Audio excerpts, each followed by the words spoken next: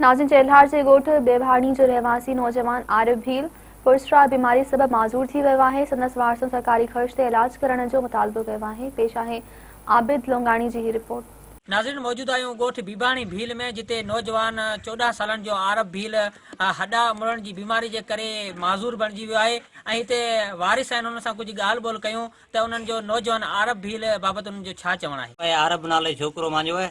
ये तक़रीबन उम्र 14 साल रही है।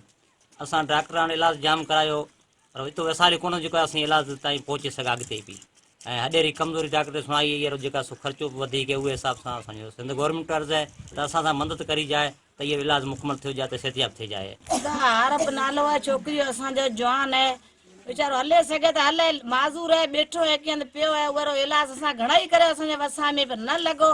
उहा वधीक ख़र्चो खपे त असीं मिसकिन आहे, ग़रीब आहियां, पुॼे सघां कोन्हे। जे असांजी हुकूमत मदद करी जाए त इहा वीचारा बचाए पार करण हले फिरे।